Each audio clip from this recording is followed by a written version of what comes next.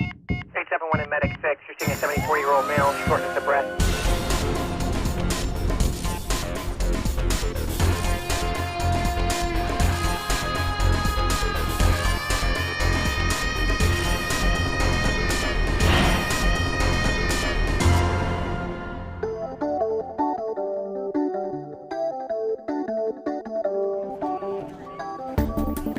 A typical EMS call offers many opportunities for a potential back injury. EMS providers are regularly required to carry upwards of 50 pounds of equipment as part of a patient call, often upstairs or to a remote location. Likewise, it is often necessary for EMS personnel to lift a patient from the ground or a bed to a stretcher, and then move the stretcher into an ambulance for transport.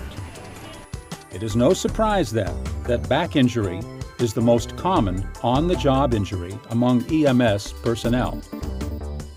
Back injuries is one of the most important topics for EMS providers to review and understand.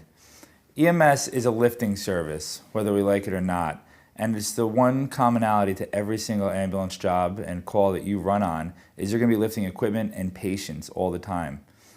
Back injuries are the most common reason for line of duty injury and illness in EMS in the United States.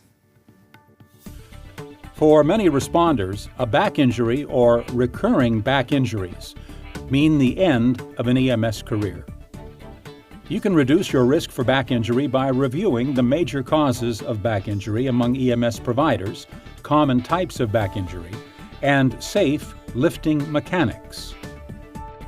There are three main causes for the majority of back injuries among EMS providers. First, repetitive movement. It is easy to underestimate the amount of lifting, twisting, and bending that you do when handling a call, even just to move equipment in and out of your ambulance. Second, attempting to lift a patient from an awkward position. Third, attempting to lift a patient without sufficient personnel or resources. Fire department. Hello.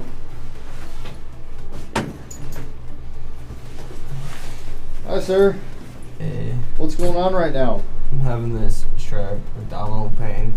Some abdominal pain? Yeah, Did you fall down on the floor? I think so. You think so? Did you hit your head, do you think? I think my head's fine. Okay. How long has this been going on for? It just kind of happened. Alright. So we're going to wait till the medic gets here so we can get him up and get him going to the hospital. Sounds good. They're just right around the corner. The common mistakes that EMS providers make, and I can say when I was an EMS provider, I made these same mistakes and witnessed them being made all the time. It's lifting improperly from an awkward position. You have an unstable patient, you have a patient you need to transport quickly. It's hard to sit there and wait for their appropriate help to move this patient. And you want, as a healthcare provider, to get in there and help remove that patient as soon as possible. It's really hard for us to stand by and not do that. But you need to treat this the same way that you treat scene safety. If a scene isn't safe, you're not going to go into it. Well, if a lift isn't safe, you shouldn't go into it either. Because if you go and try to lift somebody from an awkward position and you injure yourself, you're only adding to the injury burden of the call. You're not able to actually help anybody.